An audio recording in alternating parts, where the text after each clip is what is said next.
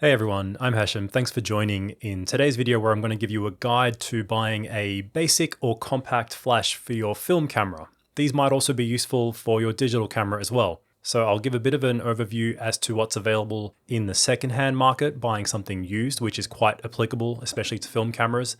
And then I'll go over some brand new options as well. Once I go over that spectrum of what's out there, some basic differences, we'll then go into some other considerations like manual versus auto and automatic TTL flashes, what power level you might need and what the differences are, and other things like whether you have a cold shoe or hot shoe. Again, especially applicable to some older cameras that may not have a hot shoe. And yeah, it's all down in the chapter markers if you want to check the breakdown.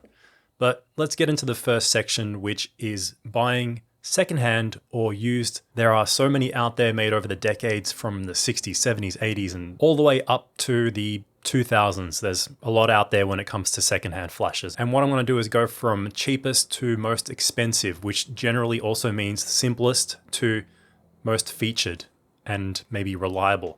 So starting off at the cheapest end, this is where you'll find these kind of generic and basic flashes like this National that I have here. Oftentimes not many controls, sometimes no control over power at all.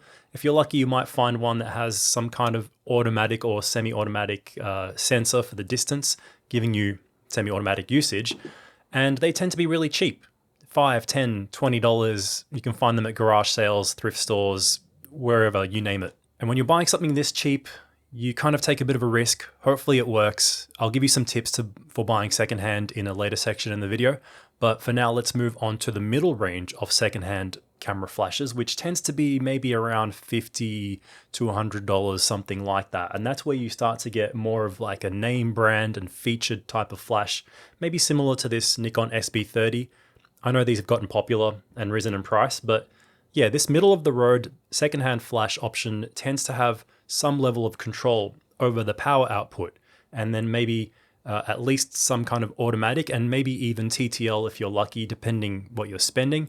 And they tend to pair well with the matching brand if possible. So this Nikon flash will give you TTL metering of the flash output on certain Nikon cameras like the FM2. Even on this FE, there's some level of automatic control, and they just tend to be a little bit better in terms of quality, recycling time, and again, just features. So that could be anywhere from $50, $100+ depending on where you're buying. Now, when we move up to the highest tier in the secondhand range of flashes, this is where you get into some really serious electronic TTL type flashes. Again, they tend to be quite specific to the camera brand because a TTL flash needs to communicate with the same brand of flash generally. So you have these really expensive, flashes by Contax that go for $700, $800 on eBay. They're not necessarily that much more powerful than the cheaper ones. They just have a lot more features and compatibility and automatic metering capability. The guide number, which is the power of the flash, might not be too different. So there you go. Within the secondhand market, you have a big range of options out there. Okay, so we've covered the used options. Now, what about brand new flashes that you can get for a film camera and that will probably work with your digital camera as well? Again, starting from the cheapest, you have some more options these days than what we used to have. At maybe $30-ish, 30 to 50, you can actually get something brand new from a lot of the generic brands that you see on Amazon, sometimes even with some level of power control.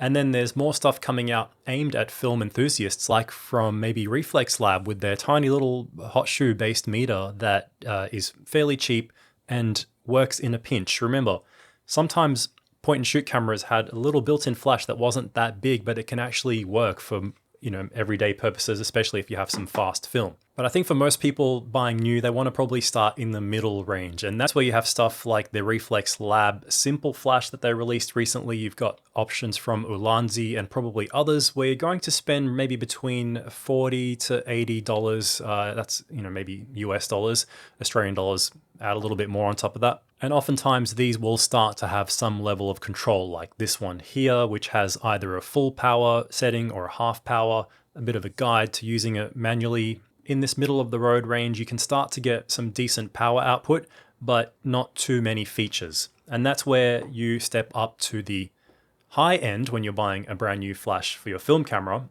where there's options like this Flash Q20, Flash Q20 version 2. Name's a bit weird, but I'll put a link to an entire review I did on this flash on my other channel. But options like this go for about, let's say, 100-ish US dollars. So between 80 to 150 Australian dollars maybe. And that's where you really start to get some nice options like maybe the Godox Lux Junior, which I've covered in an entire video here on the channel alongside the Godox Lux Senior. If you want to learn more about that, check that out. But options like that are starting to come out over these last years that never used to be available, that work perfectly well for old film cameras. So it's really great to see, especially that you don't really need to spend too much to get something brand new with a fair bit of features. So that's kind of the spread of what you have in terms of options.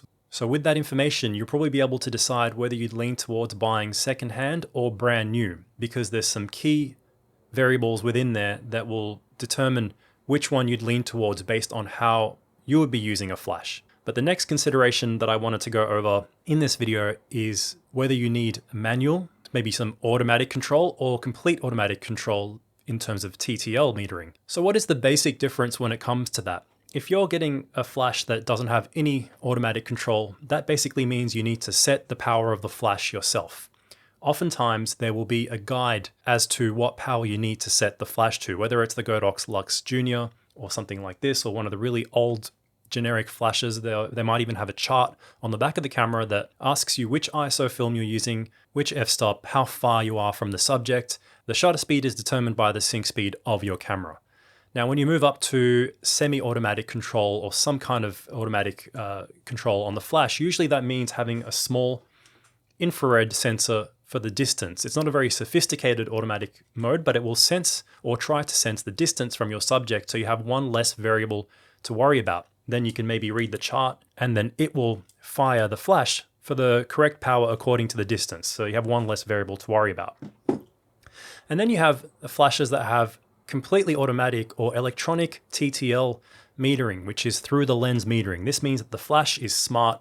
It might have more than one contact on the shoe there, and it reads what your lens and your camera is seeing and sets the power accordingly. So if you're changing the f-stop, and it will also know the ISO of the film, it already has all that information. It will set the flash power on the fly. As you change different distances, it will give you a better level of automatic metering. So I think for most people shooting film, you probably don't need TTL.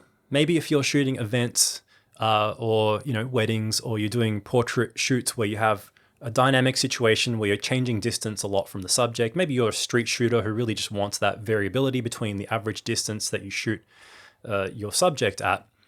That's where you really need to consider, do I really need TTL? Is it worth paying for? Because remember, if you want to buy a TTL flash for your film camera, that often means it needs to be quite a specific one to that brand of camera. So let's say you have a Nikon, you'll probably need to get a Nikon flash or a Nikon compatible TTL flash that works with that particular model. Same applies to most other brands, and they tend to get quite expensive. If you need it, sure, it could be justified, but I think for most people, it's worth learning how to shoot with a flash by setting it manually. If you're not in a rush, it's not too hard. You often have a chart on the back. You can make your own, like I've done here, if it didn't come with a chart. It's really not too bad. And maybe you can have something with some semi-auto, like the Godox Lux Junior, to give you a little bit of flexibility there, so that makes a good option. All right, the next consideration in this video that I think it's important for you to know about is whether or not your camera has a hot shoe or just a simple cold shoe. The vast majority of film cameras from the last 20, 30 years probably had a hot shoe, but then there are some that don't. They have what's called just a cold shoe. What that means is that the flash shoe mount on the camera doesn't have electronic contact. So if you see a little electronic contact point there, that's a hot shoe.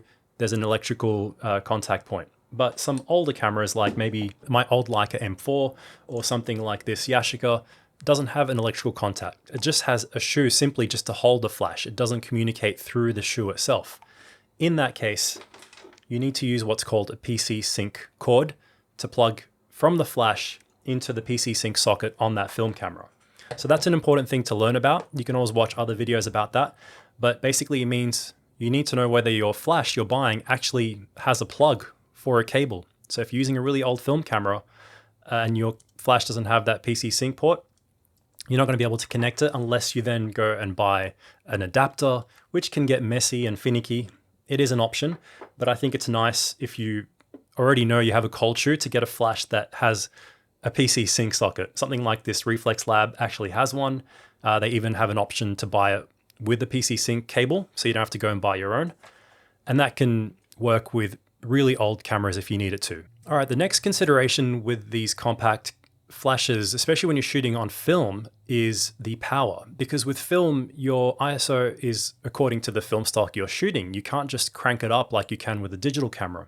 So ask yourself, how much power do I really need? And an easy way to think about this, rather than the guide number, which can get a little bit technical, is just to think about how far you tend to be from your average subject. If you always tend to shoot, let's say, a portrait of people between 1.5 and 2 meters away, you don't really need too much power. The next thing that affects how much power you need is the speed of the film. So those two considerations, how far are you from your typical subject, what speed of film, that should inform how much power you think you're going to need. If you're shooting events or weddings where you're going to be a few meters away or more and wider angle lenses, you want really good powerful flash to light up a scene that's a little bit bigger and further away, that's where you start to need more power. Now, remember, we're talking about compact flashes here, so I feel like if you are doing something that serious, it gets to a point where you want to step up to a larger flash. But I think for most everyday purposes, you can get away with almost anything I've spoken about here. If you think you want that little bit of flexibility in terms of power, try and buy it from the get-go, okay? Because you might have medium to small flashes like this where the power, even at full blast, isn't really going to be good for anything beyond a couple of meters away with not too wide of an angle lens, especially when they tend to use smaller batteries like AAAs as opposed to AA batteries. Look at the guide number if you want, but just try and consider mainly how far you'll tend to be, what speed film you tend to shoot.